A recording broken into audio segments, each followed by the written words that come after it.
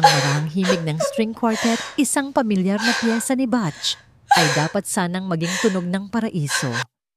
Ngunit sa marangyang Grand Ballroom ng Shangri-La at the Fort, ito'y naging isang walang saysay na bulong, nilalamon ng isang ingay, na higit na makapangyarihan, ang walang tigil na pag-iyak ng kambal. Si Mia at si Luca sa kanilang magkaparehong puti at gintong damit, na sadyang idinisenyo para sa okasyon, ay tila may sariling orkestra ng hinagpis. Ang kanilang mga iyak ay umalingaw-ngaw sa matataas, nakisame, tumalbog sa mga pader na nababalutan ng seda, at waring tinutusok ang puso ng bawat isa sa 500 panauhin na nakaupo sa kanilang mga silya. Sa unang hilera ang yaya ng kambal ay mukhang aligaga, halos manginig sa takot. Pabalik-balik ang kanyang pag-alo, nanginginig ang mga kamay na nag-aalok ng bote ng gatas, mga laruan at pacifier. Walang tumatalab. Ang iyak ay lalo lamang lumalakas, isang sigaw na puno ng pagkalito sa gitna ng napakaraming estranghero at nakakasilaw na ilaw. Sa altar sa ilalim ng isang arko ng mga bihirang puting orkidya mula pa sa Thailand, nakatayo si Martin. Ang pawis ay nagsimulang mamuo sa kanyang noo at likod dumidikit sa mamahaling barong Tagalog na isinusuot niya. Ito na ang 5 beses na sinulyapan niya ang kanyang Patek Philippe na relo. Kagagaling lang ng seremonya ngunit parang guguho na ang lahat. Patigilin mo yan. Isang mahinang sit-sit ang tumama sa kanyang tainga. Si Bianca, ang kanyang mapapangasawa, isang perpektong pangitain sa kanyang custom-made na Vera Wang gown. Ang kanyang buhok ay walang kamali-mali. Ang kanyang mukha ay isang obra maestra ng makeup. Ngunit ang mga asul niyang mata na dapat sana'y kumikinang sa kaligayahan ay nagliliyab ngayon sa galit. Ang kanyang nangiti ay isang manipis na linya, isang pagtatanghal para sa mga bisita. Miss Bianca, sinusubukan ko po. Nagsimulang mga tuwira ng yaya. I don't care, alisin mo sila dito. Ngayon din, malakas na bulong ni Bianca sapat na para marinig ng mga nasa unang 3 hilera. Natigilan ang pari hindi sigurado kung dapat bang magpatuloy. Ang mga bisita ay nagsimulang magbulungan, hindi mapakali sa kanilang mga upuan. Ang mga ice sculpture ng mga sisne sa bawat sulok ng silid ay dahan-dahang natutunaw, tila lumuluha kasama ng kambal. Tumingin si Martin mula sa kanyang umiiyak na mga anak patungo sa kanyang magandang nobya. 1 taon. 1 taon na ang nakalipas mula nang pumanaw ang kanyang unang asawang si Aurora sa panganganak. 1 taon ng pagluluksa at pagkalito. Akala niya si Bianca ang magiging bagong simula. Ngunit habang tinitingnan niya ang tigas sa panga nito at ang pagkasuklam sa mga mata nito para sa kanyang mga anak, isang malamig na takot ang gumapang sa kanyang dibdib. Mula sa likuran ng ballroom malapit sa service area, pinapanood ni Joy Johnson ang lahat habang nag-aayos ng mga champagne flute para sa toast. Sa edad na 23, isa siyang part-time banquet server para matustusan ang kanyang pag-aaral sa kursong Early Childhood Education. 2 beses na siyang sinaway ng kanyang supervisor dahil sa pagtitig sa mga bisita, ngunit hindi niya mapigilan. Kawawa naman yung mga bata. Bulong niya sa sarili. Overwhelmed sila. Nakita niya kung paano lalong lumakas ang iyak ng kambal nang maramdaman nila ang tensyon sa paligid. Ang ngiti ni Bianca ay tuluyan ng naglaho. Bumaba si Martin mula sa altar. Ako na. Alok niya akmang kukunin ang isa sa mga anak. Huwag. Mabilis na hinawakan ni Bianca ang braso niya. Malulukot ang suot mo. Sabihin mo sa kanya na ilabas sila hanggang matapos to. Natigilan si Martin. Ang kanyang $2 milyong na kasal ay guguho dahil sa mga luhang sanggol. Sa sandaling iyon ang kanyang yaman at kapangyarihan ay walang silbi. Ibinaba ni Joy ang tray ng mga baso. Isang matalim na tingin ang ipinukol sa kanya ng supervisor ngunit hindi niya ito pinansin. Naglakad siya pasulong ang kanyang puso ay kumakabog. Nakita na niya kung paano sinigawan ni Bianca ang mga staff kaninang umaga, ngunit kailangan ng tulong ng mga sanggol na yon. Dahan-dahan siyang lumapit kay Martin. "Sir," mahinang sabi niya, "baka po makatulong ako sa mga bata, kung papayag po kayo." Napatingin si Bianca sa kanya mula ulo hanggang paa. "Hindi namin kailangan ng tulong mula sa mga taga-silbi ngayon." Hindi pinansin ni Martin ang komento ni Bianca. Tumingin siya kay Joy na may desperadong pag-asa. "Kaya mo ba talaga?" "Opo, sir. Naniniwala po ako." Tumango si Joy. "Sige," sabi ni Martin, ang kanyang boses ay nagpapakita ng kaluwagan. "Please try." Nanlaki ang bibig ni Bianca sa gulat ng senyasan ni Martin ang yaya na ibigay ang mga bata kay Joy. Walang pag-aalinlangan lumapit ang dalaga. "Akin na po," sabi niya sa litong yaya na agad namang ibinigay ang parehong umiiyak na sanggol. Sa mga sanay na kilos kinarga ni Joy ang kambal idinikit sa kanyang dibdib.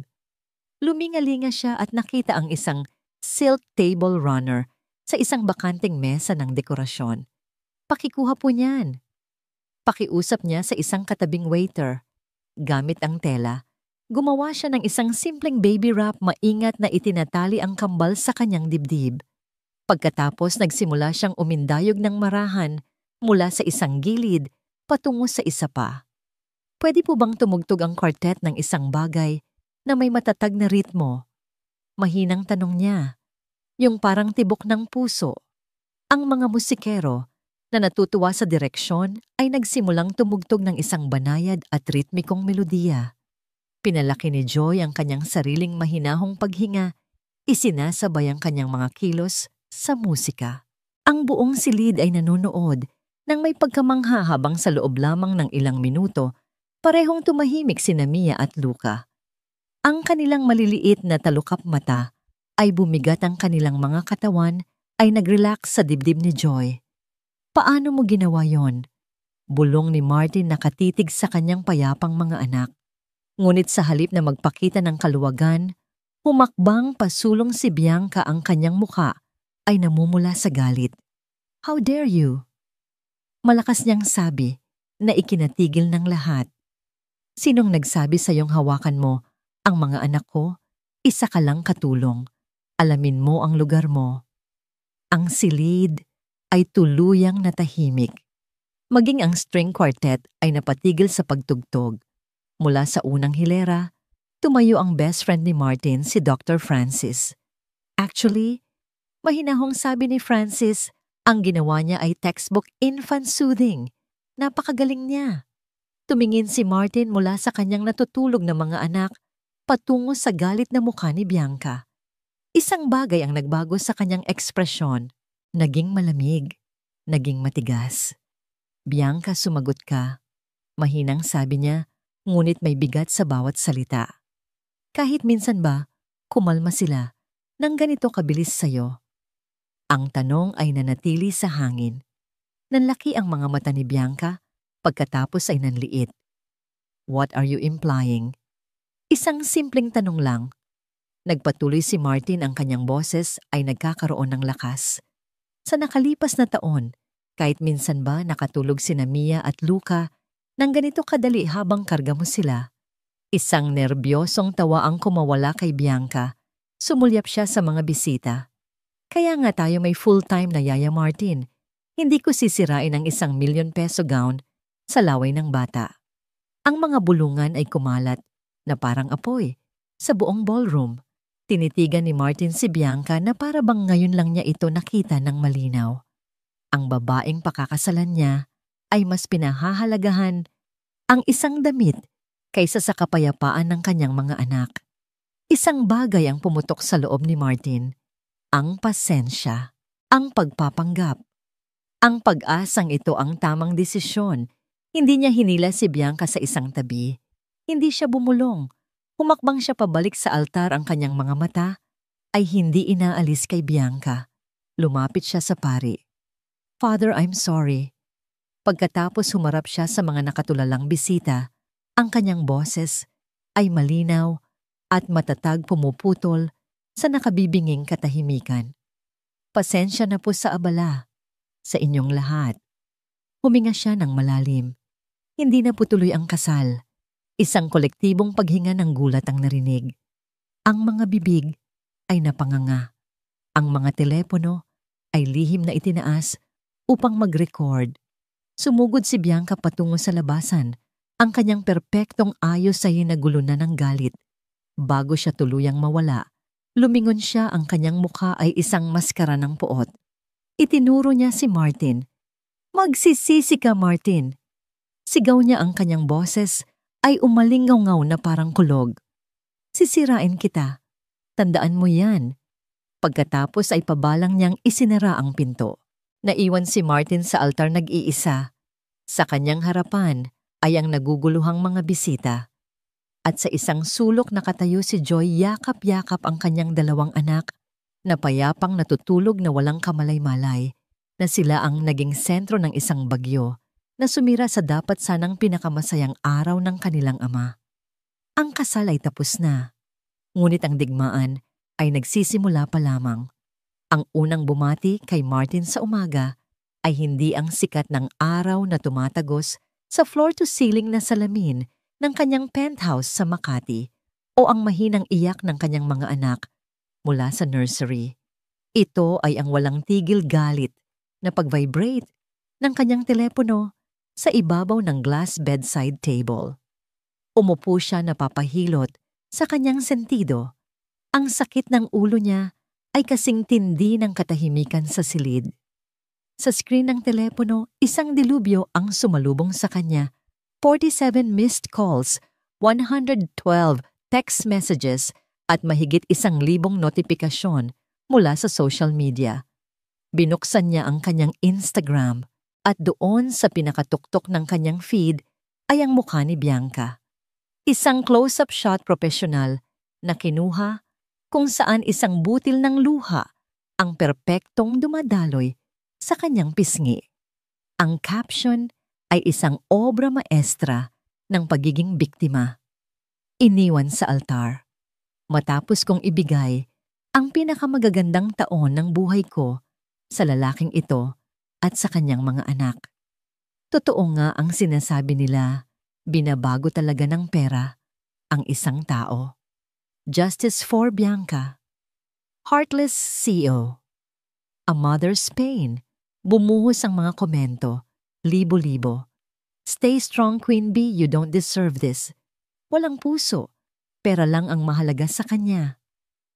Anong klaseng tao ang gumagawa nito sa ina ng kanyang mga anak? Naramdaman ni Martin na parang umiikot ang kanyang sikmura.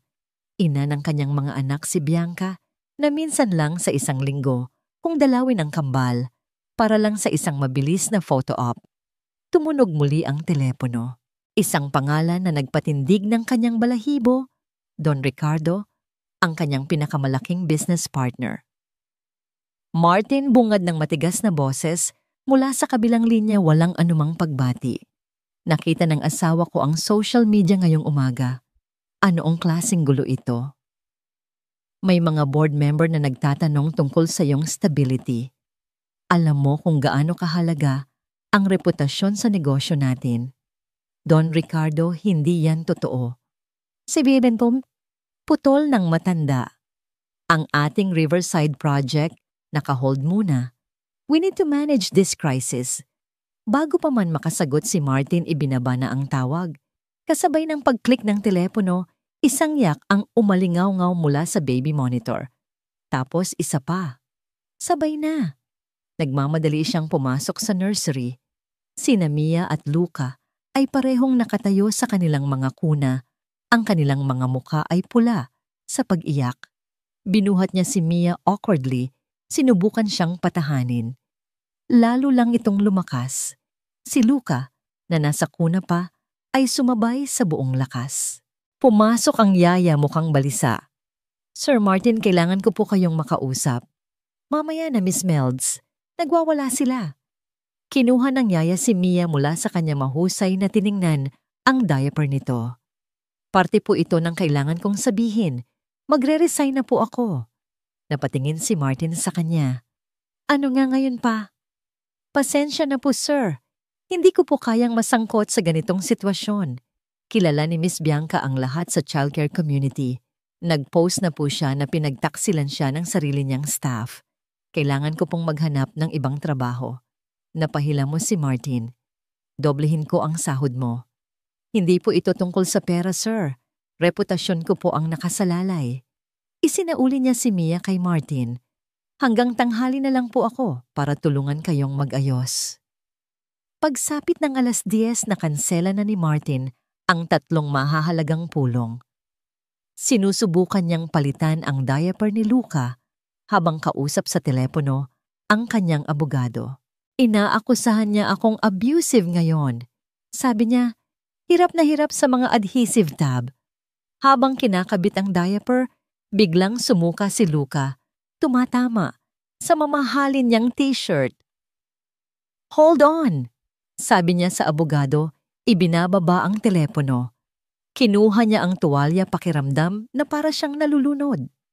Ang malawak na penthouse na dati simbolo ng kanyang tagumpay ay tila isang kulungan ngayon, puno ng ingay at amoy ng maasim na gatas. Ang kanyang mga anak na dapat sana'y biyaya ay tila mga estrangherong hindi niya maintindihan. Tumunog muli ang telepono, ang kanyang assistant. Lisa, not now. Sir, tumawag po si Dr. Francis. May suggestion daw po siya. Napabuntong hininga si Martin. Anong sabi niya? Naisip niya po na baka kailangan niyo ng tulong. Dapat ko na po bang kontakin yung babae sa hotel kahapon, yung tumulong sa kambal? Tumingin si Martin kay Mia na namumula ang mukha sa iyak at kay Luca na nagsisimula na namang umiyak sa sahig. Isang imahe ang pumasok sa isip niya, isang babaeng may mahinahong muka, hawak ang kanyang 2 anak. At sa isang iglap ang bagyo ay naging kapayapaan. Isang desperadong desisyon ang kanyang ginawa. Yes, sabi niya ang kanyang boses ay pagod na. Hanapin mo siya. Offer her whatever it takes. Sa isang maliit na apartment sa Mandaluyong, nakaupo si Joy sa harap ng kanyang mga libro. Sinusubukang mag-aral para sa kanyang midterm exams. Ang eksena sa kasal kahapon ay paulit-ulit na naglalaro sa kanyang isipan. Tumunog ang kanyang telepono, isang unknown number. Karaniwan ay hindi niya ito sinasagot, ngunit may kung anong nag-udyok sa kanya. Hello? Hello, is this Joy Johnson? Tanong ng isang professional na boses. Yes, speaking. This is Lisa Montgomery, Executive Assistant to Mr. Martin. Mr. Wilson would like to offer you a temporary position to care for his children. Halos mabitawan ni Joy ang telepono. Ako po hindi po yata magandang ideya. The position pays 60,000 pesos per week with a minimum guarantee of 40 hours. Private room in his penthouse included if desired. Napahigpit ang hawak ni Joy sa telepono. 60,000 a week. Higit pa yun sa sahod niya sa hotel sa loob ng 3 buwan. Katumbas iyon ng isang buong semester ng tuition niya at ng mga gamot ng kanyang ina. Mr. Wilson is in an urgent situation. Patuloy ni Lisa. May lagnat po ang isa sa kambal at nag-resign na ang kanyang yaya. Naisip ni Joy ang kanyang mga bayarin, ang mga pangarap niya at ang mukha ng 2 sanggol na payapang natutulog sa kanyang mga braso. Naisip niya ang galit sa mga mata ni Bianca. Isang gulo. Papasok siya sa isang malaking gulo. Ngunit naisip din niya ang desperasyon sa mga mata ni Martin. Isang ama na nalulunod. Maari ko po bang pag-isipan? Of course, Mr. Wilson requested I mention that he would appreciate even a 2-week commitment while he arranges for permanent childcare. Pagkatapos ng tawag tulala, si Joy. Ang alok ay napakaganda para tanggihan, ngunit ang panganib ay napakalaki. Makalipas ang 3 oras, nakatayo si Joy sa lobby ng isang eksklusibong gusali sa Makati. Inescort siya ng doorman patungo sa isang private elevator na bumukas mismo sa loob ng penthouse ni Martin. Ang lugar ay nakamamangha, puro salamin marmol at mamahaling sining. Ngunit agad napansin ni Joy ang kakaibang pakiramdam. Ang lugar ay malamig. Walang malalambot na bagay, walang masasayang kulay. Para itong isang pahina mula sa isang magazine, hindi isang tahanan. Lumabas si Martin mula sa isang silid. Malayo sa kumpiyansang lalaki sa altar kahapon. Ang kanyang buhok ay magulo, ang kanyang damit ay may mantsa ng gatas, at kung ano pang hindi matukoy ni Joy. Salamat sa pagdating mo. Sabi niya ang kanyang boses ay pagod at basag. At tila, isang senyas isang malakas, naiyak ang umalingaw-ngaw mula sa nursery. Sabay, tumingin si Joy kay Martin pagkatapos ay sa direksyon ng tunog. Huminga siya ng malalim pinatatag ang kanyang sarili. Ako na po. Sabi niya ang kanyang boses ay mahinahon ngunit may katiyakan. Habang naglalakad siya patungo sa nursery, kasunod ang isang nag-aalalang ama. Alam ni Joy na hindi lang 2 sanggol ang kailangan niyang alagaan. Papasok siya sa gitna ng isang digmaan at kailangan niyang maging ang kapayapaan sa gitna ng bagyo. Ito na yon. Ang pinakamalaking pagsubok ng buhay niya. Ang unang sinag ng araw ay hindi pa man ganap na tumatagos sa mga bintana ng penthouse nang magsimulang kumilos si Joy. Sa loob ng 24 na oras, ang malamig at magulong espasyo ay nagsimulang magkaroon ng anyo ng isang tahanan. Ang katahimikan ay hindi na nakakabingi kundi payapa. Ang amoy ng alikabok at tensyon ay napalitan ng amoy ng baby powder at maligamgam na gatas. Mabilis siyang kumilos na may kahusayang nagpapakita ng kanyang pinag-aralan. Ang nursery na dati maganda lang tingnan, ngunit hindi praktikal ay kanyang binago. Ang changing table ay nilagyan niya ng mga basket na naglalaman ng lahat ng kailangan, diapers, wipes, cream, lahat abot kamay. Ang mga kuna ay inilayo niya sa ihip ng aircon. Ang mga mamahaling laruan na palamuti lang ay ibinaba niya sa sahig para mapaglaruan. Pagsapit ng umaga, isang makulay na chart ang nakadikit na sa refrigerator, isinulat sa malinis na sulat kamay ni Joy. Luntian para sa oras ng pagkain, asul para sa tulog, dilaw para sa laro, at lila para sa oras ng paliligo. Isang simpleng sistema sa gitna ng komplikadong buhay. Napahinto si Martin sa may pintuan ng kusina, hawak ang isang tasa ng kape, at pinanood si Joy na mahusay na pinapakain si Mia habang si Luca ay masayang naglalaro sa kanyang playpen. Sa unang pagkakataon, mula noong kansilahin ang kasal, nakaramdam siya ng isang sandali ng kapayapaan. Salamat, mahinang sabi niya. Ngumiti lang si Joy, isang maliit na ngiting nagpapahiwatig ng pag-unawa. Ngunit ang kapayapaan ay marupok. Pagsapit ng hapon, isang hindi inaasahang tunog ang bumasag dito ang doorbell. Nagkatinginan sila ni Martin. Wala siyang inaasahang bisita. Maria, pakitingnan kung sino yan. Utos ni Martin sa kasambahay. Bumalik si Maria na may bakas ng pag-aalala sa mukha. Sir Martin, nandito po si Doña Rosario. Ang pangalan ay tila nagpabigat sa hangin. Nakita ni Joy ang pagbabago sa mukha ni Martin, isang pagkunot ng noo, isang pag-igting ng panga. Bago pa man siya makapagsalita, isang babae na nasa mga 60 anyos ang pumasok sa sala. Si Doña Rosario ay larawan ng lumang yaman at kapangyarihan, nakasuot ng isang eleganteng bestidang lino at mga perlas tuwid, ang kanyang likod at matalim ang kanyang mga mata. Sinuri niya ang buong penthouse mula sa sahig na gawa sa marmol hanggang sa mga painting sa pader, at ang kanyang tingin ay huminto kay Joy na karga-karga si Mia. Ang kanyang mga mata ay malamig, mapanuri at walang bakas ng init. Sino ito? Tanong niya. Ang kanyang boses ay kalmado, ngunit may bigat, hindi nakatingin kay Joy, kundi kay Martin. Siya ay si Joy Doña, ang bagong tagapag-alaga ng kambal, paliwanag ni Martin. Lumapit si Doña Rosario, hindi para batiin si Joy, kundi para suriin ang kanyang apo. Hinaplos niya ang pisngi ni Mia, ngunit ang kanyang mga mata ay nanatili kay Joy. Masyadong malamig ang aircon para sa mga bata. Magkakasipon sila. Saktong-sakto lang po ang temperatura, ma'am, para maiwasan ang heat rash. Magalang na sagot ni Joy. Isang bahagyang pagtaas ng kilay ang tanging reaksyon ni Doña Rosario.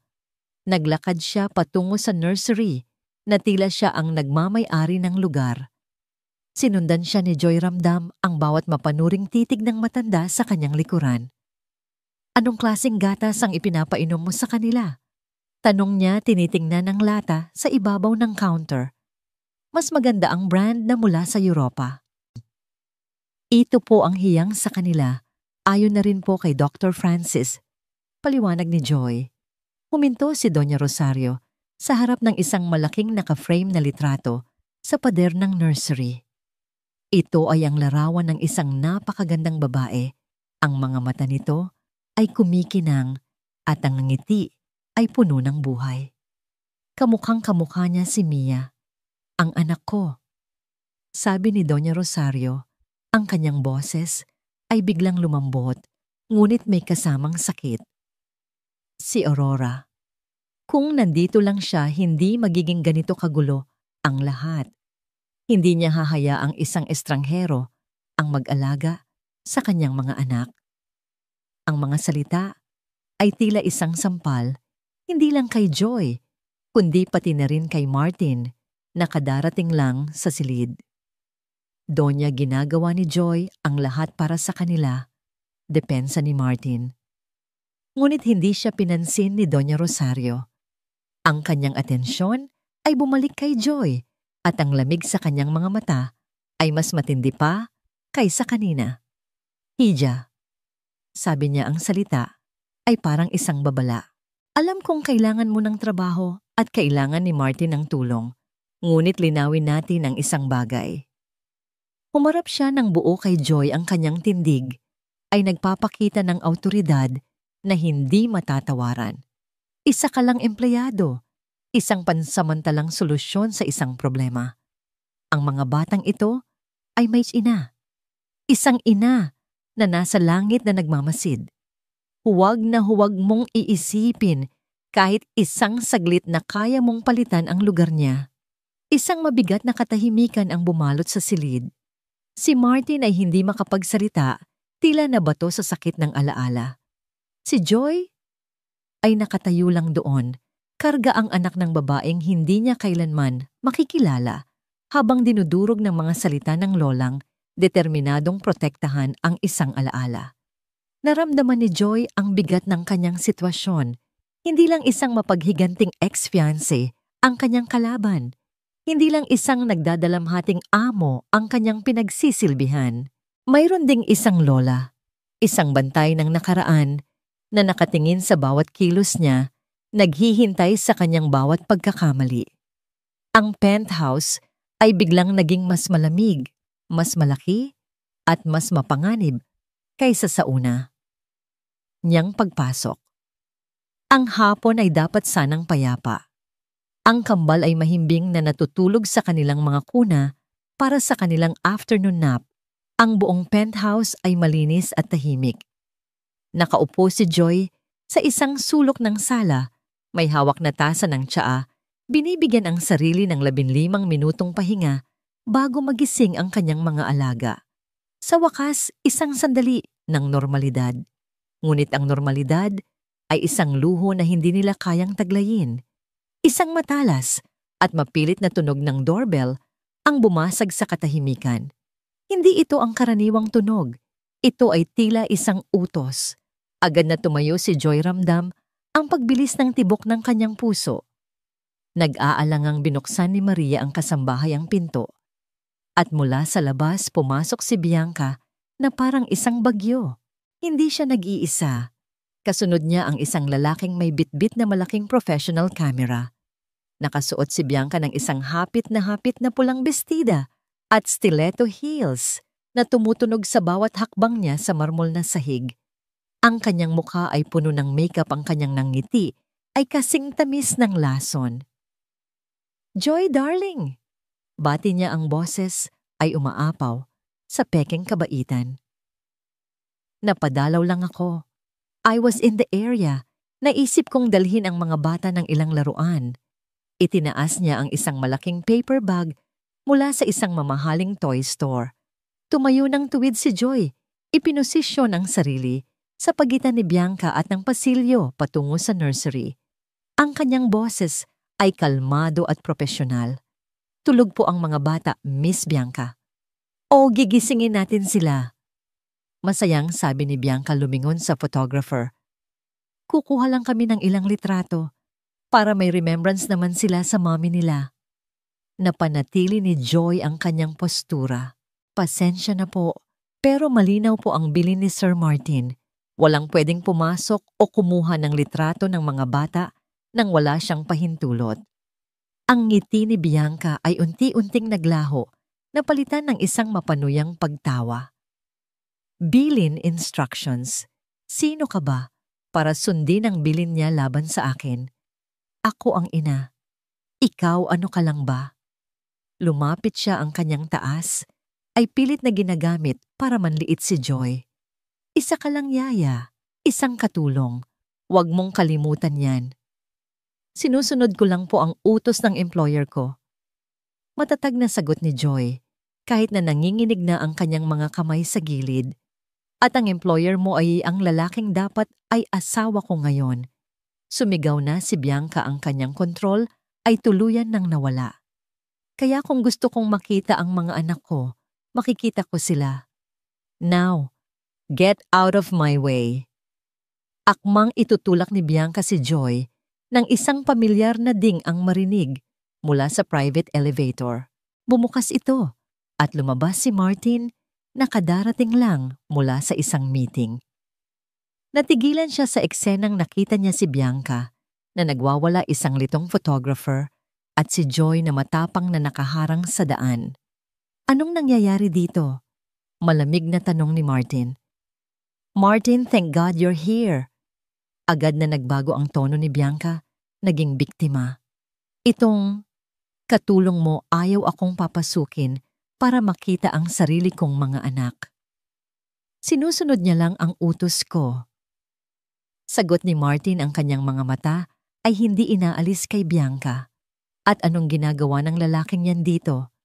Turo niya sa photographer para kumuha ng litrato para ipakita sa buong mundo na isa pa rin akong ina sa kanila. Para may mapost ka sa Instagram mo. Pagtatama ni Martin, wala kang pakialam sa kanila, Bianca. Ang gusto mo lang ay ang atensyon. Ang katotohanan sa mga salita ni Martin ay tila isang sampal kay Bianca. Ang kanyang mukha ay namula sa galit at kahihiyan. Sa isang iglap, sumambulat ang lahat ng kanyang pagkukunwari. Kinuha niya ang isang baso ng tubig mula sa isang side table at ibinuhos ito ng buong lakas patungo kay Joy. Ngunit mas mabilis si Martin. Sa isang kilos, hinila niya si Joy, patagilid sa likod niya. Siya ang sumalo ng buong buhos ng malamig na tubig. Tumulo ito mula sa kanyang buhok sa kanyang mamahaling suit hanggang sa kanyang mga sapatos. Isang nakabibinging katahimikan ang bumalot sa silid. Ang tanging maririnig ay ang pagpatak ng tubig sa sahig. Dahan-dahang itinaas ni Martin ang kanyang ulo. Kung kanina ay galit lang ang nasa kanyang mga mata, ngayon ay isang bagay na mas malalim at mas mapanganib. Isang apoy na hindi pa kailanman nakita ni Joy. Wala kang karapatan. Sabi niya, ang bawat salita ay mabagal at mabigat na parang bato. Bago pa man makakilos si Bianca, hinawakan ni Martin ang kanyang braso sa isang mahigpit na pagkakahawak. Hindi ito ang hawak ng isang dating kasintahan. Ito ang hawak ng isang taong naubos na ang pasensya. Umalis ka, dagundong ng kanyang boses. Martin, bitiwan mo ako. Nasasaktan ako. Ngunit hindi siya nakinig. Kinaladkad niya si Bianca palabas ng pinto, patungo sa hallway ng elevator. Ang photographer sa sobrang takot ay mabilis na sumunod. At dalhin mo to, sigaw ni Martin. Kinuha niya ang designer handbag ni Bianca na naiwan sa sahig at inihagis ito palabas. Gumawa ito ng isang pangit na kalabog nang bumagsak ito sa semento. Lumayas ka sa bahay ko. Pabalang niyang isinara ang pinto, yumanig ang buong pader. Sa loob naiwan silang dalawa ni Joy, parehong humihingal. Sa labas sa hallway tumayo si Bianca, magulo ang buhok, basa ang bestida. Dahil sa ilang talsik ng tubig ang kanyang muka, ay isang maskara ng purong puot. Kinuha niya ang kanyang telepono, nanginginig ang mga daliri sa galit. Nagdial siya ng isang numero. "Hello, Attorney Bianca speaking." Isang sandaling katahimikan, pagkatapos ay isang boses na kasing lamig ng yelo. "Sue him. Gusto ko ng full custody." Isang makapal na brown envelope ang dumating isang umaga, dala ng isang courier. Ang selyo ng Korte Suprema ng Pilipinas, sa ibabaw nito ay tila isang masamang pangitain. Binuksan ito ni Martin habang nakaupo sa kanyang leather na upuan sa opisina. Ang malawak na tanawin ng Makati skyline ay tila nanunuya sa kanyang likuran. Petition for sole custody and support. Ang mga salita ay tila tumalon mula sa papel at sumampal sa kanya. Bawat linya ay isang kasinungalingan, isang pagbaluktot ng katotohanan na pinagmumukha siyang isang pabayang ama. At si Bianca, bilang isang martir na ina, naramdaman ni Martin ang pag-akyat ng galit sa kanyang dibdib. Isang buwan na ang nakalipas mula nang magbago ang lahat, ngunit ngayon pa lang niya naramdaman ang tunay na bigat ng digmaang kanyang pinasok. Ngunit nang ilapag niya ang mga papel, isang tunog ang pumutol sa kanyang pag-iisip. Isang tunog na unti-unti nang nagiging musika sa kanyang pandinig. Ang halakhak ng isang sanggol. Sumilip siya mula sa kanyang opisina. Sa gitna ng sala, sa malambot na playmat na inilatag ni Joy, nakaupo si Mia tuwang-tuwa, habang pinaglalaruan ni Joy ang isang makulay na puppet. Ang tawa ni Mia ay dalisay walang bahid ng kasamaan ng mundong nakapaligid sa kanila. At sa isang iglap ang mga legal na papel sa kanyang mesa ay tila nawala ng kapangyarihan. Ito ang mahalaga. Oras na po ng paliligo. Anunsyo ni Joy ngumingiti. "Ako na." Mabilis na sabi ni Martin na ikinagulat hindi lang ni Joy, kundi pati na rin ng kanyang sarili. Ang banyo ay naging isang war zone ng bula at tubig. Si Martin sa kanyang mamahaling damit pambahay ay basang-basa. Nahihirapan siyang hawakan si Luca na malikot at tuwang-tuwa sa tubig. Sa bawat saboy ng tubig napapangiwi si Martin, ngunit nang makita niya ang galak sa mukha ng kanyang anak, isang bagay sa loob niya ang natunaw. "Dahan-dahan, buddy," sabi niya tumatawa, at doon sa gitna ng mga bulat tumawa rin si Luca. Isang malakas malutong na halakhak, natigilan si Martin. Sa loob ng isang taon, narinig na niya silang umiyak, umungol at magbabol. Ngunit ito ang unang pagkakataon. Sa unang pagkakataon, narinig ni Martin ang tunay na halakhak ng kanyang anak, at ito ay dahil sa kanya. Isang nangiti ang sumilay sa kanyang mga labi, isang tunay na ngiti na hindi pa niya naisuot sa loob ng mahabang panahon. Sa mga sumunod na araw, ang penthouse ay napuno ng mga unang pagkakataon. Unang beses na subukan ni Martin magbasa ng storybook na may iba't ibang boses para sa mga karakter. Unang beses na subuan niya sila ng pagkain nang hindi natatapon ng kalahati. Bawat gabi ang dating CEO na sanay mag-utos sa daan-daang empleyado ay mapagkumbabang nagiging estudyante ni Joy, sumusunod sa bawat turo niya. Isang Sabado, umuwi si Joy sa kanilang maliit na apartment sa Mandaluyong para sa kanyang day off. Ang lugar ay kabaligtaran ng penthouse, masikip, maingay, ngunit puno ng init at pagmamahal. Sinalubong siya ng amoy ng adobong niluluto ng kanyang ina. "O anak, kumusta?" Bati ni Mercedes ang kanyang ina habang naghihiwa ng bawang. Siya ay isang babaeng hinubog ng hirap, matatag at praktikal. Habang kumakain sila, ikinuwento ni Joy ang mga nangyayari. Pinakinggan siya ng kanyang ina nang may pag-aalala sa mga mata. "Anak, mag-iingat ka." Sabi ni Mercedes, hinahawakan ang kamay ni Joy. "Iba ang mundo nila sa mundo natin. Pera at kapangyarihan ang laro nila. Baka maipit ka sa gitna." Huwag mong ibigay ang puso mo sa isang laban na hindi sayo. Trabaho lang po ito, Naisandam. Sagot ni Joy, kahit na alam niya sa sarili niyang hindi na yon totoo. Ang babala ng kanyang ina ay umalingaw-ngaw sa kanyang isipan ng gabing iyon. Isang malakas na iyak mula sa baby monitor ang gumising sa buong bahay bandang 2:00 ng madaling araw. Si Luca, isang iiyak na puno ng sakit. Nagmamadaling pumasok si Martin at Joy sa nursery. Si Luca ay namumula, ang kanyang paghinga ay mabigat at ang kanyang katawan ay nanginginig. Mainit siya. Sabi ni Martin, ang kanyang boses ay nanginginig sa takot. Kinuha niya ang baby thermometer at nanginginig na inilagay sa ilalim ng braso ng bata. Nang tumunog ito, ang mga numero sa screen ay tila isang hatol, 39.5 degrees. Ang taas, halos mapasigaw si Martin. Dadaling ko na siya sa ospital. Tumawag ka ng ambulansya. Kalma lang po, sir. Mahinahong sabi ni Joy, hinahawakan ng braso ni Martin. Ang kanyang pagiging kalmado ay isang matibay na pader laban sa pagpapanik ni Martin. Normal po yan sa mga bata. Meron po ba kayong paracetamol para sa sanggol? Natulala si Martin. Hindi ko alam. Hindi na nagsalita si Joy. Mabilis siyang pumunta sa kusina. Binuksan ang mga cabinet hanggang sa mahanap niya ang gamot. Kumuha siya ng maliit na planggana na may maligamgam na tubig at isang malinis na bimpo. Sa mga sumunod na minuto, si Joy ang naging general. Inutusan niya si Martin na hubaran si Luca para hindi ito makulob sa init.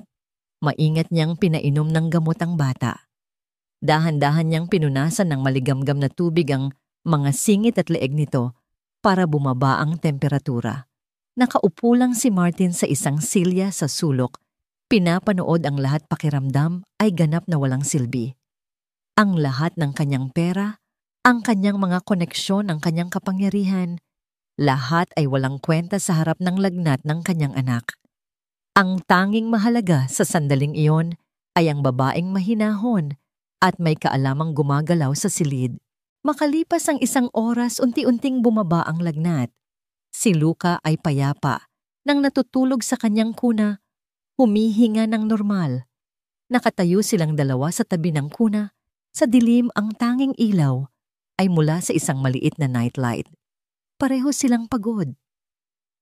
Salamat, Joy, bulong ni Martin. Ang kanyang boses ay puno ng emosyon. Tumingin siya kay Joy, hindi bilang kanyang amo, kundi bilang isang taong lubos na humahanga. Hindi ko alam ang gagawin ko kung wala ka. Tumingin din si Joy sa kanya. Sa ilalim ng malambot na ilaw, nawala ang mga hangganan sa pagitan nila. Hindi na siya ang yaya at hindi na siya ang amo. Sila ay 2 taong magkasamang pinagdaanan ng isang krisis. Isang kuryente ang tila dumaloy sa pagitan nila, isang pag-unawa na mas malalim pa sa mga salita. Isang bagay ang nagsimulang mamuo sa tahimik na silid. Ngunit kasing bilis ng pagdating nito, ito'y nawala. Si Joy ang unang umiwas ng tingin. Trabaho ko po yun, sir. Mahinang sabi niya, ibinabalik ang pader sa pagitan nila. Sige po, kailangan ko na pong magpahinga. Mabilis siyang lumabas ng silid. Naiwan si Martin nakatitig sa natutulog niyang anak. Ngunit ang kanyang isip ay nasa babaeng kadarating lang. Naramdaman niya ito, ang koneksyon, ang kislap. At sa unang pagkakataon, natakot siya. Dahil alam niyang ang damdaming iyon, kung hahayaan niyang lumago, ay gagawing mas komplikado ang lahat. Ang internet ay isang teatro at si Bianca ang bida sa trahedya. Isang umaga, habang umiinom ng kape, ipinakita ni Martin kay Joy ang kanyang telepono. Isang video. Naka-upload ito sa lahat ng social media platform ni Bianca at mabilis na naging viral. Ang video ay professional na ginawa. Nagsimula ito sa malulungkot na tunog ng piano habang ipinapakita ang mga larawan ni Bianca noong siya ay buntis. Pagkatapos ay lumitaw si Bianca sa screen, nakaupo sa isang puting sofa, nakasuot ng simpleng damit, ang kanyang makeup ay minimal para ipakita ang natural niyang kalungkutan. Ang bawat ina Simula niya ang kanyang boses ay nanginginig, ay may karapatang mayakap ang kanyang mga anak. Ngunit ang karapatang yon ay ipinagkait sa akin. Tumingin siya sa kamera, ang kanyang mga mata ay nagsisimulang mamasa. Araw-araw, gabi-gabi ang tanging panalangin ko ay muli silang makasama. Hindi ko hinihiling ang yaman. Hindi ko hinihiling ang kahit ano. Ang gusto ko lang ay ang aking mga anak. Ang video ay nagtapos sa isang hashtag na kumikinang sa screen, "Bring Bianca Babies Home." Ang galing niyang umarte. Mapait na sabi ni Martin, ibinababa ang telepono. Buong Pilipinas naniniwala sa kanya. Ngunit hindi ang korte ang manonood niyan. Sagot ni Joy habang inihahanda ang pagkain ng kambal. Katotohanan ang titingnan nila, hindi palabas. Ngunit si Martin ay hindi sigurado. Sa modernong mundo, ang opinyon ng publiko ay may kapangyarihan. Dumating ang araw ng unang supervised visit na itinakda ng korte. Isang social worker, isang seryosong babae na nagngangalang Mrs. Reyes ang dumating sa penthouse, may dalang clipboard at panulat. Ilang sandali pa dumating si Bianca. Ang kanyang hitsura ay maingat na pinlano. Wala na ang pulang bestida at stiletto heels. Ngayon, nakasuot siya ng simpleng maong isang puting blouse at flat shoes. Ang kanyang buhok ay nakatali sa isang simpleng ponytail. Siya ay larawan ng isang mapagkumbabang ina. "Hello, mga anghel ko," sabi niya sa isang matamis na boses na hindi pa naririnig ni Joy mula sa kanya. Sina Mia at Luca na naglalaro sa sahig ay napatingin lang sa kanya nang may pagtataka, hindi siya kinikilala. Sa sumunod na oras na panood ni Martin at Joy ang pinakamagaling na pagtatanghal sa buhay ni Bianca. Naupo siya sa sahig kasama ng mga bata, sinusubukang makipaglaro. Gumamit siya ng mga tamang salita. "Oh, ang galing-galing naman ng baby ko." At gumawa ng mga naaangkop na tunog ng paghanga. Ang bawat kilos niya ay tila nakadirekta sa nanonood na social worker. Ngunit ang mga detalye, ang maliliit na bagay na alam lang ng isang tunay na tagapag-alaga ay ang nagbunyag sa kanya. Kinuha niya ang isang laruang, naglalabas ng malakas na tunog at iwinagayway sa harap ni Mia na agad na umiyak dahil sa takot sa biglaang ingay. Hindi alam ni Bianca na si Mia ay sensitibo sa malalakas na tunog.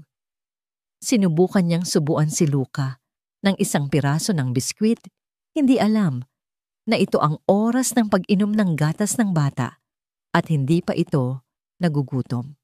Ipinilig lang ni Luca ang kanyang ulo. Ang pinakamatinding sandali ay nang si Mia habang sinusubukang tumayo ay natumba at bahagyang nauntog ang kanyang ulo sa malambot na playmat. Hindi ito malakas, ngunit sapat na para siya ay umiyak. Tumingin si Bianca sa paligid, walang magawa. "Oh no, baby, stop crying," sabi niya, ngunit hindi niya alam kung paano ito patahanin. At si Mia sa gitna ng kanyang mga hikbi ay gumapang. Hindi patungo kay Bianca, gumapang siya patungo sa pintuan ng kusina kung saan tahimik na nakatayo si Joy. Itinaas ni Mia ang kanyang maliliit na braso, humihingi ng kalinga mula sa taong tunay niyang kinikilala bilang kanlungan. Isang bahagyang pagtaas ng kilay mula kay Mrs. Reyes ang tanging senyales na napansin niya ang lahat. Isinulat niya ang isang bagay sa kanyang clipboard. Pagkatapos ng eksaktong 1 oras, tumayo si Bianca at nagpaalam. Ngunit bago umalis, kailangan daw muna niyang gumamit ng banyo. Pumunta si Martin sa kusina para kumuha ng isang basong tubig, sinusubukang pakalmahin ang kanyang sarili. Habang dumadaan siya sa guest bathroom malapit sa sala, narinig niya ang boses ni Bianca. Mula sa loob, bahagyang bukas ang pinto. "Oo naman, okay ang lahat," sabi niya sa kausap sa telepono. Ang kanyang boses ay hindi na matamis, kundi matalas at puno ng pagmamataas. "Ano ang akala mo sa akin, tanga? Alam ko kung anong eksaktong gagawin para ma-impress ang matandang social worker na..." Yon. Natigilan si Martin nakikinig. "Look, Kailangan ko lang panindigan. To hanggang sa hearing. Patuloy ni Bianca. Kapag nanalo na ako, kukuha tayo ng bagong yaya. Kailangan ko lang magmukhang Mother of the Year hanggang pumirma ang judge. Isang sandaling katahimikan. Pagkatapos ay isang tawa. Hindi clueless pa rin siya. Ganoon pa rin si Martin laging gustong maniwala sa kabutihan ng lahat. Masyadong madali. Napaatras si Martin mula sa pinto, isang malamig na pakiramdam ang gumapang sa kanyang buong katawan. Hindi ito galit. Ito ay isang bagay na mas masahol, isang ganap na pagkadurog ng anumang natitirang pag-asa na baka may katiting na katotohanan sa pagbabago ni Bianca. Nang lumabas si Bianca mula sa banyo, ang kanyang mukha ay muling puno ng isang matamis ng ngiti. Sige, aalis na ako. See you next week, mga anak ako. Sabi niya kumakaway sa kambal na hindi naman nakatingin sa kanya. Pagkaalis ni Bianca at ng social worker, isang mabigat na katahimikan ang naiwan. Tumingin si Martin kay Joy. Narinig ko, sabi lang niya. Narinig ko ang lahat. Ang mga mata ni Joy ay napuno ng awa, hindi para kay Bianca, kundi para kay Martin at sa mga batang walang kamalay-malay. Kailangan nating manalo dito, Joy. Sabi ni Martin, ang kanyang boses ay halos isang bulong. Hindi para sa akin, para sa kanila. Hindi ko hahayaang mapunta sila sa isang babaeng ang tingin sa kanila ay isang premyo lang. Tumingin si Joy sa mga bata na masayang naglalaro ligtas sa loob ng kanilang maliit na mundo. Sa sandaling iyon, ang babala ng kanyang ina ay nawalan ng saysay. Hindi na ito isang laban na hindi sa kanya. Ngayon, laban na rin niya ito.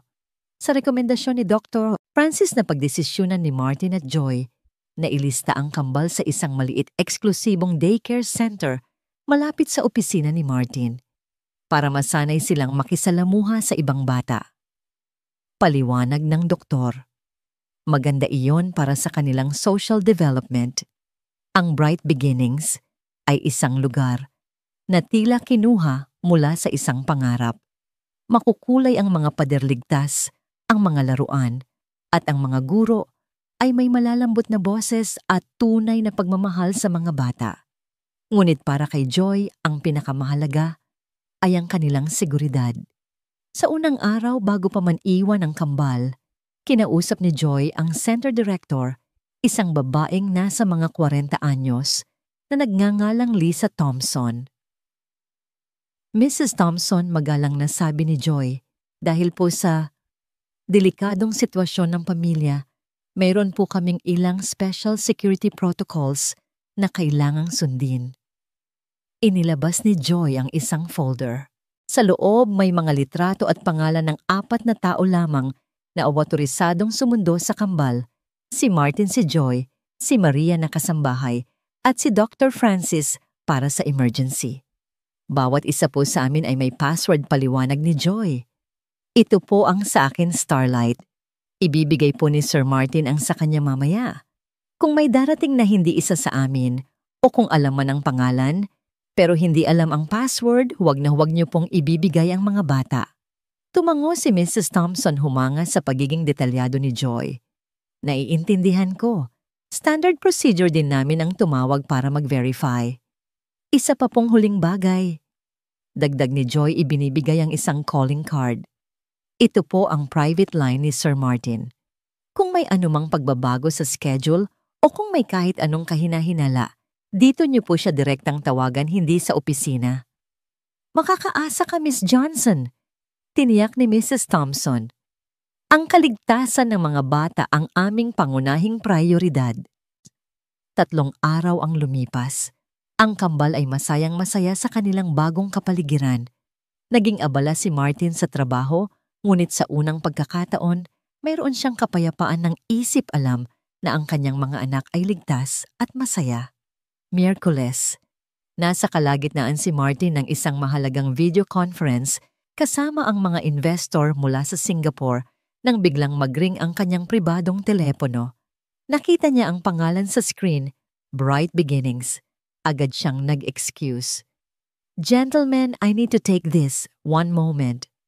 Mr. Wilson, this is Lisa Thompson. Sabi ng boses sa kabilang linya may bakas ng pag-aalala. Agad na tumaas ang tibok ng puso ni Martin. Are the twins okay? They're fine, sir. Perfectly fine. Tiniyak ni Lisa. Ngunit mayroon po tayong sitwasyon dito. May isang babae po ritong gustong sumundo sa kanila. Nagpakilala siya bilang kanilang ina. Isang malamig na yelo ang tila gumapang sa ugat ni Martin. Si Bianca. Opo, may dala siyang mga dokumento mula sa korte, nagsasabing autorisado raw siya para sa emergency removal. Ngunit hindi po ito tugma sa records namin at hindi niya alam ang password. Tumayo si Martin naglalakad na palabas ng conference room. I'll be right there. Huwag ninyong ibibigay ang kambal kahit kanino. Sinusunod po namin ang protocol ni Miss Johnson, sir. Ang babae po ay naghihintay sa aking opisina. Sinabi namin kailangan naming i-verify ang lahat. Nasa elevator na si Martin. I'm 5 minutes away. Pagdating niya sa Bright Beginnings ang eksena, ay puno ng tensyon. Nakita niya si Lisa Thompson na kalmadong nakaharang sa pintuan ng infant room habang si Bianca ay galit na nakikipagtalo sa hallway. This is ridiculous. Sigaw ni Bianca. Ako ang ina. Tingnan ninyo ang mga papeles na ito. May karapatan ako. Gaya po ng sinabi ko, ma'am. Mahinahong sagot ni Lisa. Ang aming policy ay nangangailangan ng beripikasyon mula sa primary guardian. Lumingon si Bianca nang marinig ang pagpasok ni Martin. Ang kanyang mukha ay agad na nagbago mula sa galit tungo sa pekeng pag-aalala.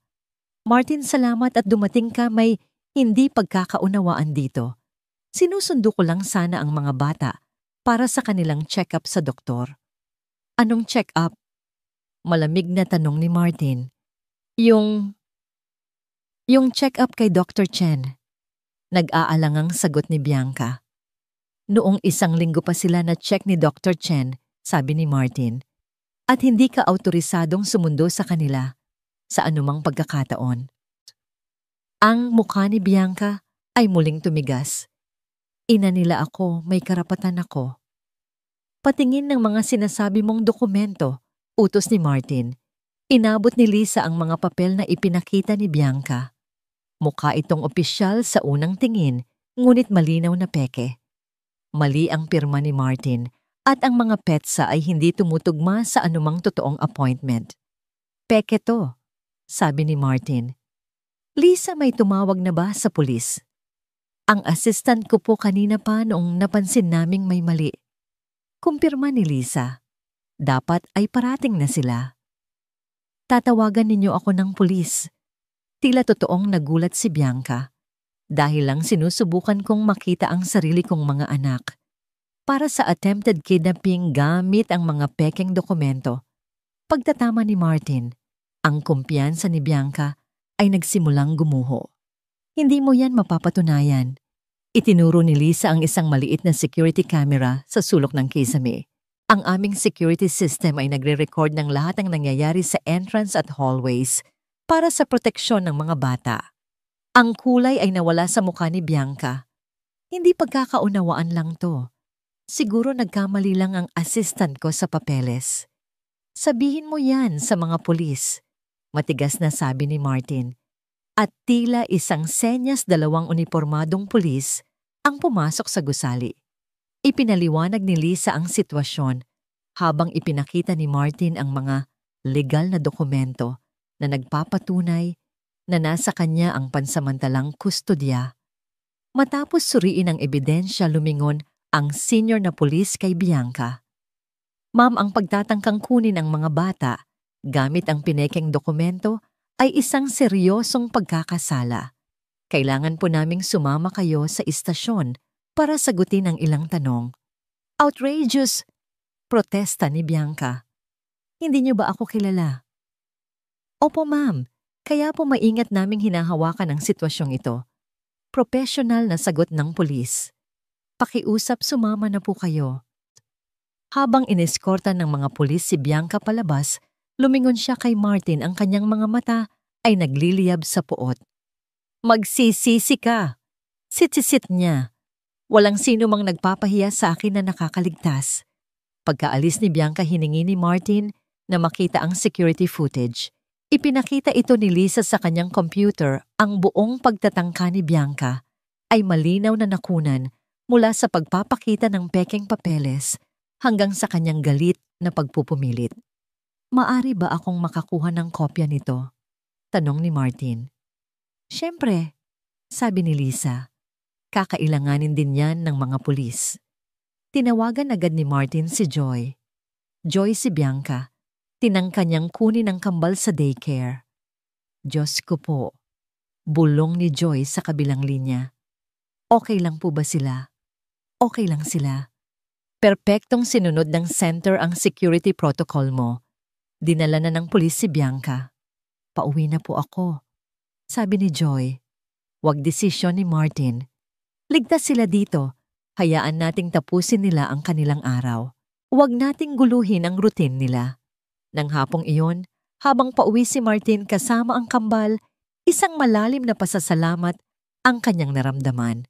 Ang babaeng yon, ang babaeng pumasok sa kanilang buhay, sa gitna ng kaguluhan ang nagligtas sa kanila ngayon. Hindi lang niya dinala ang kapayapaan, dinala rin niya ang proteksyon. Hawak niya ngayon sa kanyang kamay ang isang flash drive. Ito na ang sandata. Ito na ang katapusan ng digmaan.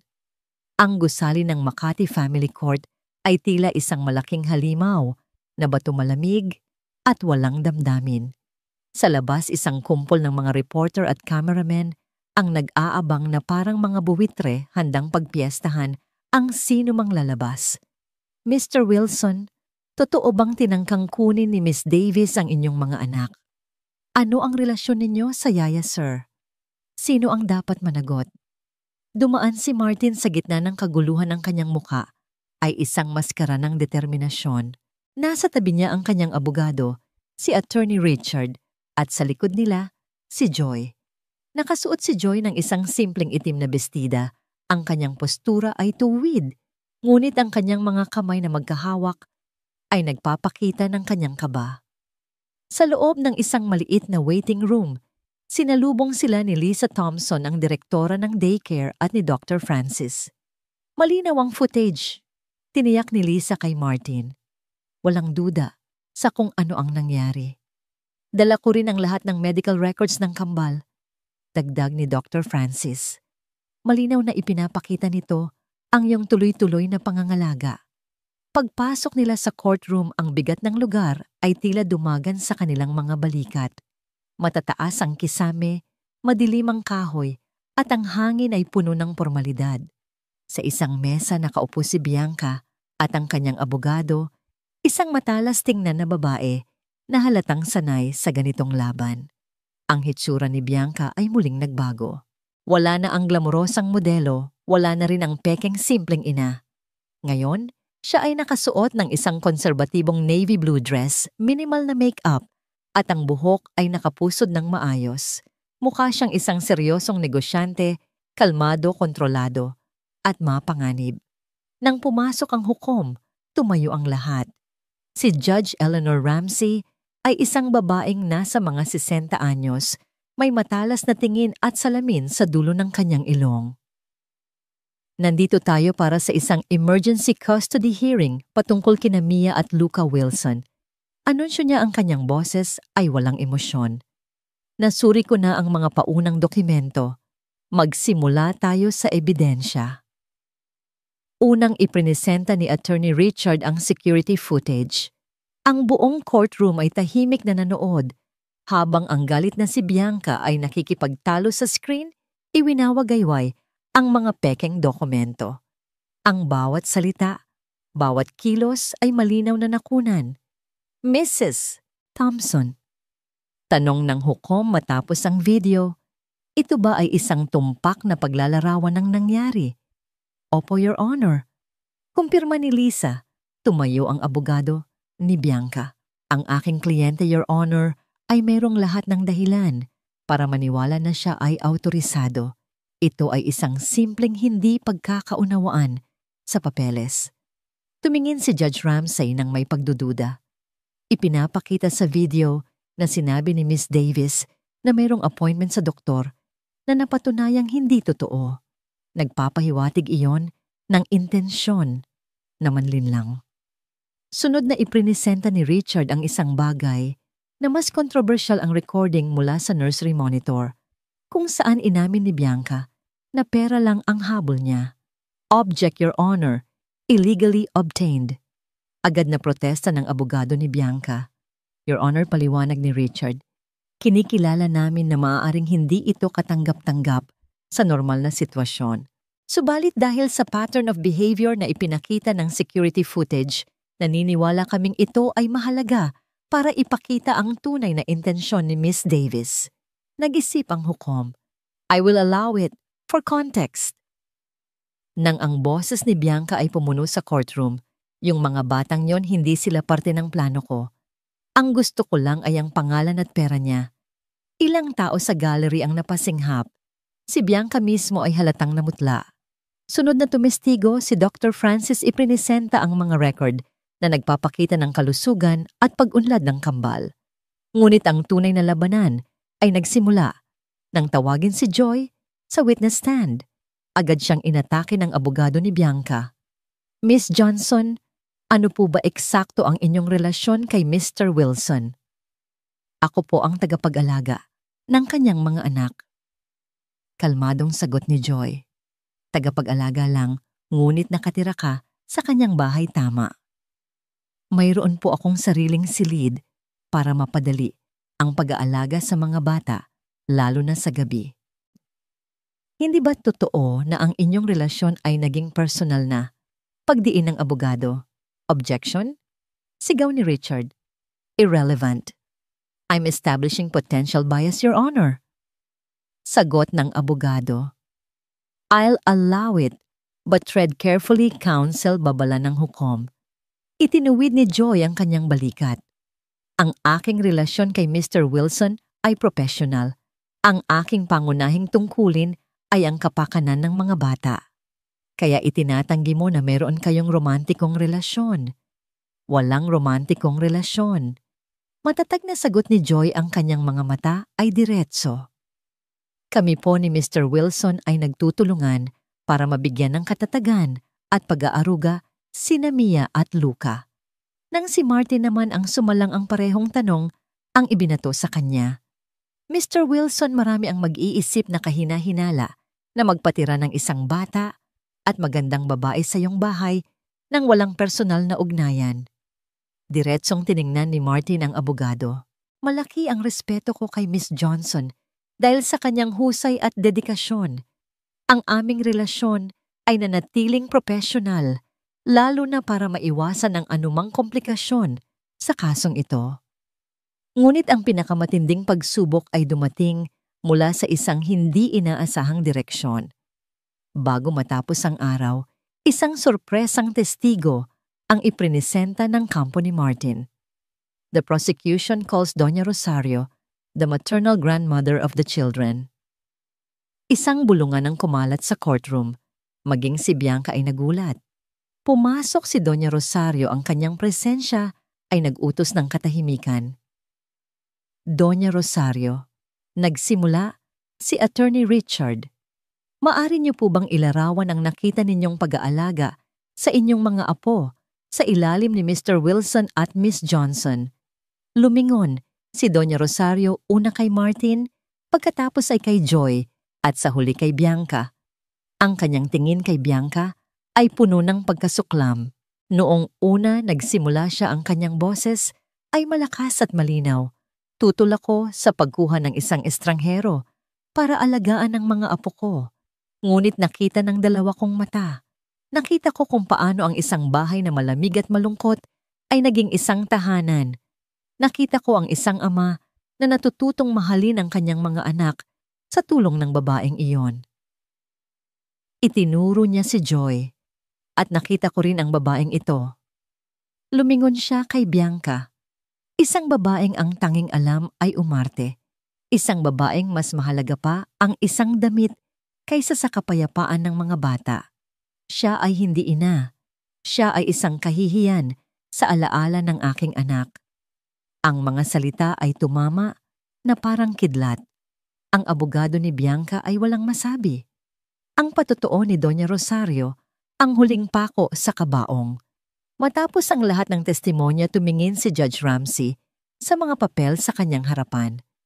Magkakaroon tayo ng maikling recess habang sinusuri ko ang lahat ng ebidensya. Anunsyo niya.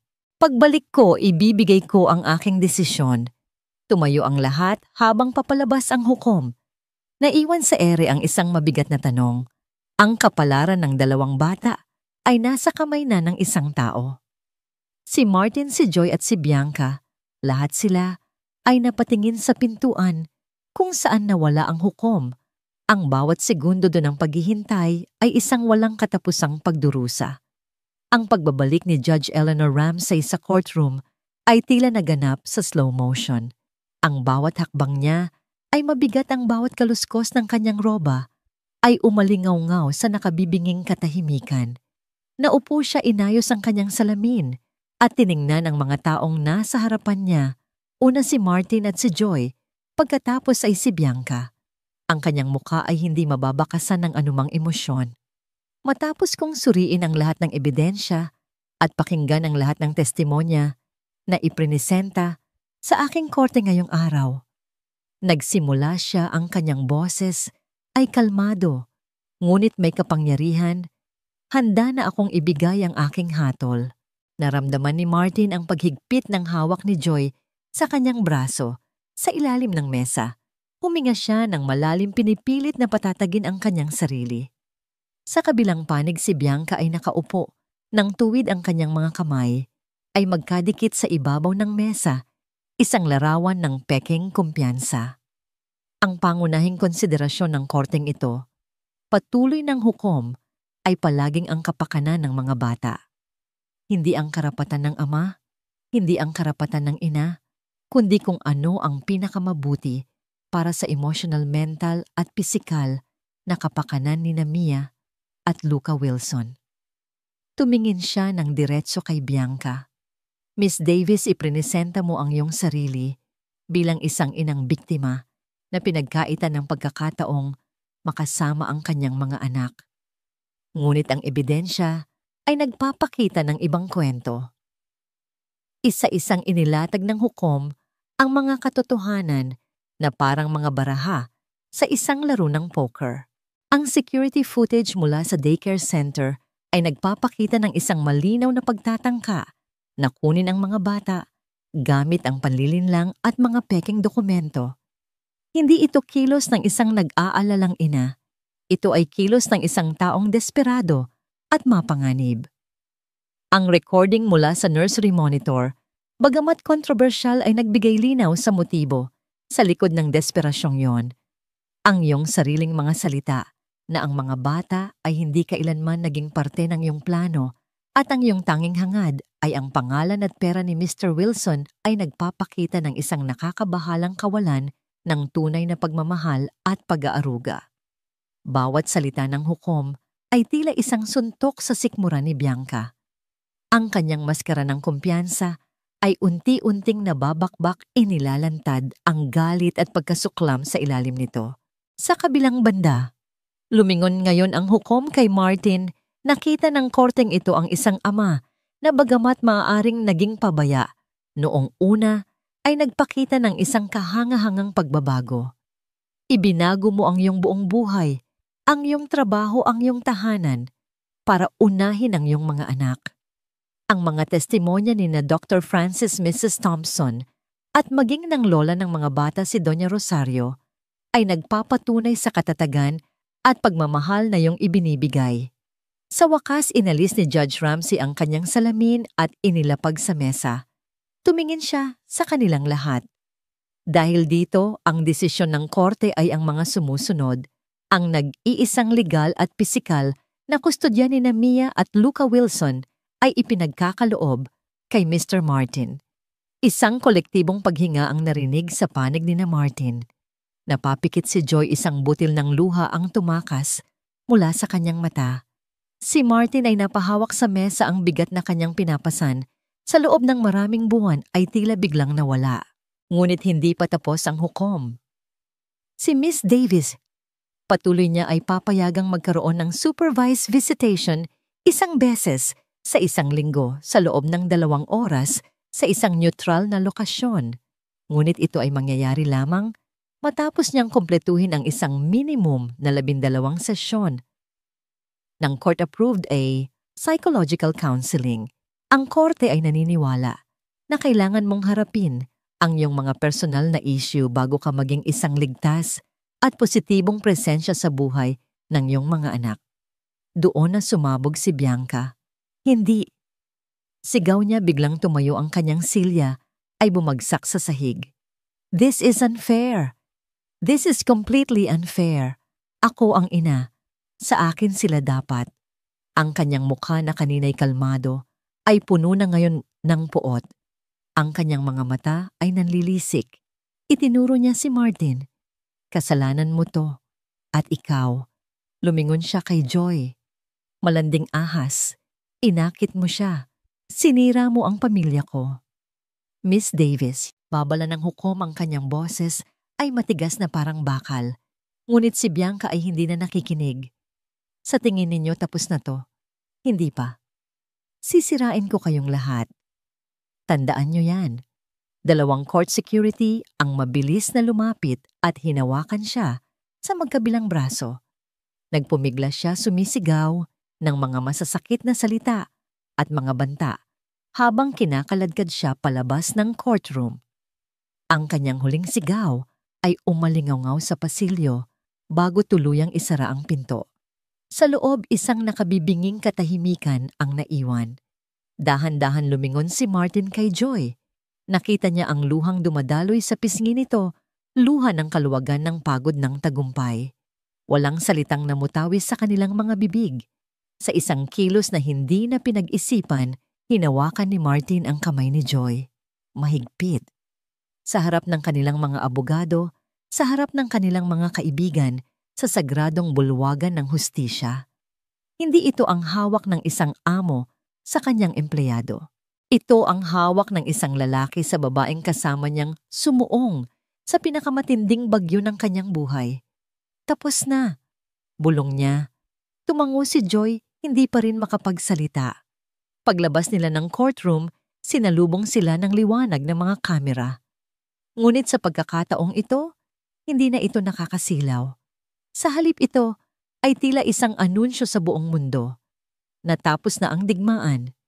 At sa gitna ng mga abo ng isang nasirang relasyon, isang bagong pamilya ang nagsisimulang mabuo. Ngunit habang hawak ni Martin ang kamay ni Joy, isang tanong ang nanatili sa kanyang isipan. Ngayong wala na ang banta, ngayong wala na ang kaso, ano na sila ngayon? Ang katahimikan sa pagitan nila ay puno ng mga posibilidad at ang susunod na hakbang ay mas nakakatakot pa kaysa sa anumang hatol na maaaring ibigay ng isang hukom. Makalipas ang 1 taon, ang penthouse sa Makati kasama ang mga marmol nitong sahig at malamig na salamin ay isa na lamang alaala. Ang tahanan ni Martin ngayon ay isang bahay sa isang tahimik na subdivision sa Alabang. Hindi ito kasing laki o kasing grandyoso, ngunit meron itong isang bagay na hindi kayang bilhin ng pera, isang malawak na hardin kung saan maaaring magtakbuhan ang mga bata sa damuhan. Sa hardin na yon, sa ilalim ng isang malaking puno ng mangga na pinalamutian ng mga mumunting ilaw, isang maliit na pagdiriwang ang nagaganap. Ang kambal sina Mia at Luca ay nagdiriwang ng kanilang 2 kaarawan. Ang mga bisita ay kakaunti, ngunit piling-pili.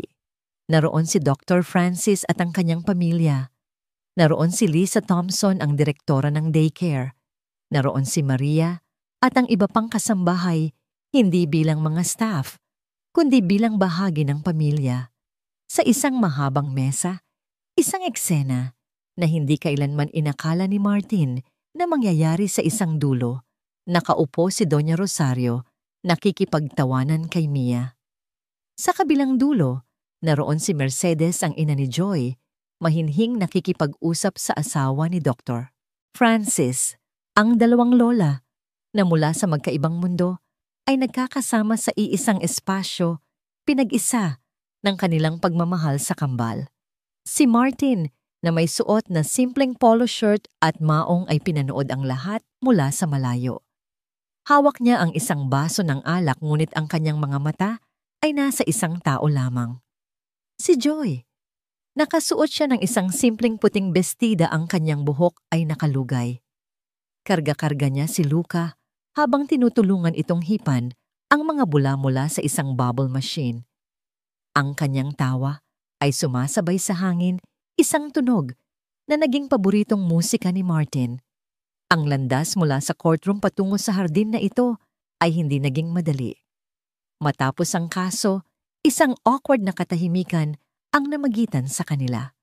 Ang propesyonal na linya na kanilang maingat na iningatan ay biglang nawala at hindi nila alam kung paano kikilos. Siya pa rin ang amo, siya pa rin ang empleyado. Ngunit ang kanilang mga puso ay may ibang sinasabi. Isang gabi matapos matulog ang mga bata, buong tapang na kinausap ni Martin si Joy. "Ayokong maging amo mo pa, Joy," sabi niya. "Pero natatakot akong mawala ka sa buhay namin. Kailangan kong tapusin ang pag-aaral ko, Martin." Sagot ni Joy, ang kanyang boses ay tapat. "Kailangan kong magkaroon ng sarili kong pagkakakilanlan malayo sa anino mo, malayo sa pagiging yaya ng mga anak ni Martin." Naintindihan ni Martin at sa halip na pigilan siya, sinuportahan niya. Ipinagpatuloy ni Joy ang kanyang trabaho, ngunit may bagong kasunduan. 2 beses sa isang linggo, isang pansamantalang yaya ang pumapalit sa kanya para makapasok siya sa kanyang mga klase sa gabi.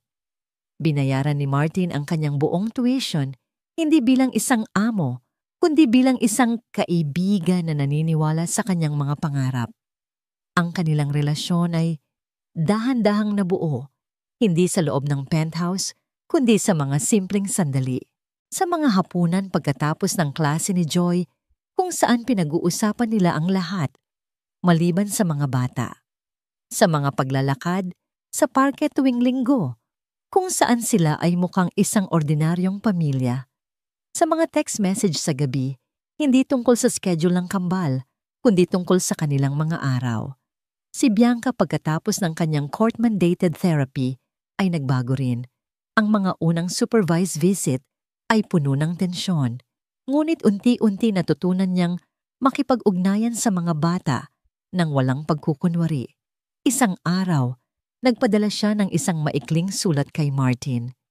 "Pinatawad na kita, Martin. Pero ang mas mahalaga, sinusubukan kong patawarin ang sarili ko. Salamat sa pagiging mabuting ama sa kanila." Hindi na niya tinangkang guluhin ang kanilang buhay. Ngayon, sa gitna ng pagdiriwang, lumapit si Martin kay Joy. "Masaya ka ba?" tanong niya. Ngumiti si Joy, isang nangiti na umabot sa kanyang mga mata. "Sobra. May kulang pa," sabi ni Martin. Kinuha niya ang kamay ni Joy at dinala sa isang tahimik na sulok ng hardin, malayo sa mga bisita. Mula sa kanyang bulsa, kinuha niya ang isang maliit na kahon. "Hindi ito mamahalin. Gawa ito sa kahoy. Hindi ako lumuhod," sabi niya bahagyang nahihiya, dahil hindi ito isang panukala na parang galing sa pelikula. Ito ay isang tanong sa pagitan nating dalawa. Binuksan niya ang kahon. Sa loob, isang simpleng singsing na may isang maliit na brilyante. Ang singsing na ito ay pag-aari ng lola ko. Ang sabi niya, ang tunay na tahanan ay hindi ang bahay, kundi ang mga taong naghihintay sa'yo sa loob nito. Tumingin siya sa mga mata ni Joy. "Joy, ikaw ang naging tahanan namin. Ikaw ang nagturo sa akin kung paano maging ama. Ikaw ang nagturo sa akin kung paano muling magmahal. Gusto mo bang opisyal na maging tahanan namin habang buhay?" Ang mga luha ay nagsimulang mamuo sa mga mata ni Joy. Hindi ito luha ng kalungkutan o ng pasasalamat. Ito ay luha ng purong kaligayahan. "O naman," bulong niya. "Matagal na." Isinuot ni Martin ang singsing sa kanyang daliri. At doon sa ilalim ng puno ng mangga sa gitna ng mga halakhak ng kanilang mga anak, sila ay naghalikan, Hindi ito isang halik na puno ng pagnanasa, kundi isang halik na puno ng pangako ng kapayapaan at ng pasasalamat. Maya-maya pa habang hinihiwa nila ang cake, isang anunsyo ang ginawa ni Martin. Gusto ko lang pong magpasalamat sa inyong lahat sa pagdating, sabi niya.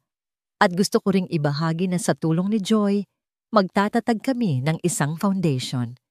Tumingin siya kay Joy nang may pagmamalaki.